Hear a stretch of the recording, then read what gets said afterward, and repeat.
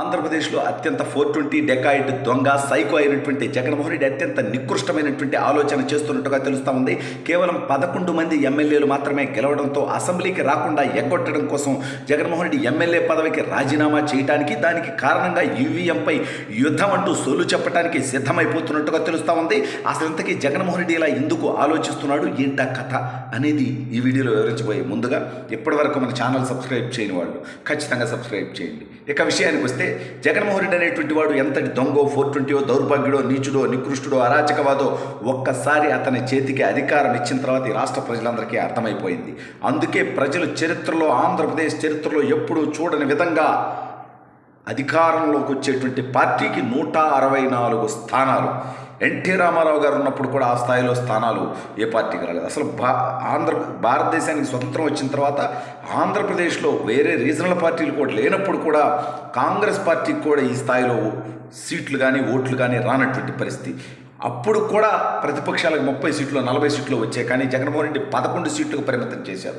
సక్రమంగా ఆ అభ్యర్థులు, ఆ 11 చోట్ల తెలుగుదేశం పార్టీ కూటమి అభ్యర్థులు సరిగా కనుక ఎన్నికలు చేసుకొని ఉంటుంటే కనీసం అందులో ఇంకొక 8-9 సీట్లు తెలుగుదేశం పార్టీ కూటమి గెలిచేటువంటి పరిస్థితి. సరే, అదంతా తర్వాత సంగతి. ఇప్పుడు జగన్మోహన్ రెడ్డి కేవలం 11 మంది ఎమ్మెల్యేలు మాత్రమే ఉన్నారు. అయితే వాళ్ళని తీసుకొని అసెంబ్లీకి వస్తే వీడికి పొరుగు బద్దిగా, అంటే 11 మంది ఎమ్మెల్యేలు ఉన్నందుకు కాదు, ఈ దౌర్భాగ్యుడు గతంలో కూసినటువంటి కారుకొత్తలు, చేసినటువంటి తప్పుడు పనులు, అసెంబ్లీ వేదికగా చేసినటువంటి వికృత చేష్టలన్నీ కూడా మళ్ళీ తిరిగి వాడికి వస్తాయేమో అని భయపడుతున్నాడు, ఆందోళన పడుతూ ఉన్నాడు.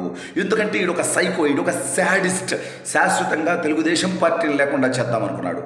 శాశ్వతంగా దాదాపు 30 సంవత్సరాలు నేనే అధికారంలో ఉంటానంటూ కలలు కన్నాడు ఈ యొక్క 420 గాడు. వీడి కలలుగా మారిపోయి 11 స్థానాలకు పరిమితమై అవి కూడా ఎగిరిపోయే పరిస్థితిలో ఉండి వచ్చే ఎన్నికల నాటికి అసలు వైఎస్ఆర్ కాంగ్రెస్ పార్టీ అని ఒక పార్టీ ఉంటుందా అనేది కూడా ఇవాళ రాష్ట్ర ప్రజలు ఆలోచిస్తున్నటువంటి పరిస్థితి. అయితే ఈ 420 గాడు నైస్గా ఎస్కేప్ అవడానికి ఒక నీచమైనటువంటి ప్లాన్ చేస్తున్నట్టుగా తెలుస్తోంది. అది ఏంటయ్యా అంటే అసెంబ్లీకి రాకుండా ఎగ్గొట్టడం. దానికి ఏంటి ప్లాన్ కావాలి, ఏదో ఒకటి. నిన్న ఒక మాట చెప్తాడు ఈ దౌర్భాగ్యుడు. ఏమనంటే ఈవీఎంల మీద చర్చ జరగాలి, ఈవీఎంలు మార్చాలి, ఈవీఎం మేనేజ్ చేసేటువంటి అవకాశం ఉంది. ఒరే నికృష్టుడా, 151 స్థానాలు నీలాంటి 420 గాడికి వచ్చినప్పుడు, అబద్ధాలు చెప్పినోడికి వచ్చినప్పుడు, శవాలను అడ్డం పెట్టుకొని రాజకీయం చేసేటువంటి నికృష్టుడికి వచ్చినప్పుడు, మటర్లు చేసేటువంటి ఫ్యాక్షనిస్టుకు వచ్చినప్పుడు, ప్రజానాయకుడిగా ఉండి ఈ రాష్ట్రంలో లక్షలాది కుటుంబాలకి ఉద్యోగ ఉపాధి అవకాశాలు కల్పించి కోట్లాది మంది జీవితాల్లో వెలుగులు నింపినటువంటి చంద్రబాబు నాయుడు గారికి ప్రజలు ఓట్లేరా? అంటే నువ్వు ఓడిపోయావు కాబట్టి ఇవాళ ఈవీఎంల గురించి మాట్లాడుతున్నావు. నీకు 151 సీట్లు వచ్చినప్పుడు నీ నోట్లో ఏం పెట్టుకున్నావురా అంటే ఆ రోజేమో ప్రజలు ఓట్లు వేశారు, ఈ రోజేమో ఈవీఎంలు చేసినాయంట. ఒరి డెకాయిట్గా ఈవీఎంలు మేనేజ్ చేసే అవకాశం ఉంటే నరేంద్ర మోడీ గారు 272 సీట్లు అతనికి వచ్చేలా చేసుకొని సేపుగా ఉంటాడు కదా. తెలుగుదేశం మీదో లేకపోతే నితీష్ కుమార్ మీదో డిపెండ్ అయ్యేటువంటి పరిస్థితులు ఎందుకు ఉంటుంది అంటే జనాలకు లాజిక్ ఉండదు. జనాలు మనం ఎంత ఘోరంగా ఓడిపోయాం కాబట్టి ఇంకా మోసం చేద్దాం, ఎందుకు రైట్ అంటే బతుకేది నువ్వు. ఇదే రీజన్ అడ్డం పెట్టుకొని జగన్ అనేటువంటి 420 గాడు తన ఎమ్మెల్యే పదవికి కూడా రాజీనామా చేసి ఈవీఎంల రద్దు కోసం నేను పోరాటం చేస్తాను, మళ్ళీ పేపర్ బ్యాలెట్లతోనే ఎన్నికలు జరగాలి అని వీడు పెద్ద ఈరుడిలాగా సూర్యుడిలాగా బిల్డప్ ఇద్దాము అని అనుకొని ఆలోచించుకున్నప్పటికీ ఈలోపే వాడి పక్కన ఉంటారు ఇంకొంతమంది 420 వాళ్ళు సలహా ఇచ్చారంట. ఒరే నాయనా, నువ్వు 5 సంవత్సరాలు ముఖ్యమంత్రిగా ఉండే ఈ రాష్ట్రం కోసం, రాష్ట్ర హక్కుల కోసం, పోలవరం కోసం, లేదా నువ్వు తెస్తానన్న ప్రత్యేక హోదా కోసం, లేదా ఈ రాష్ట్రానికి నిధుల కోసం, అభివృద్ధి కోసం నువ్వు ఏ రోజు పోరాడింది లేదు. ఎందుకంటే కేంద్రంలో ఉన్నది భారతీయ జనతా పార్టీ, నీ డిక్కీ కింద ఉన్నది సిబిఐ ఈడీ కేసులు. కాబట్టి ఇప్పుడు నువ్వు గనక ఈవీఎంలు లేదా కేంద్రం మీద యుద్ధం చేస్తా, సిద్ధం చేస్తా అంటే నిన్ను బొక్కలో మింగుతారా, అది గుర్తుపెట్టుకో.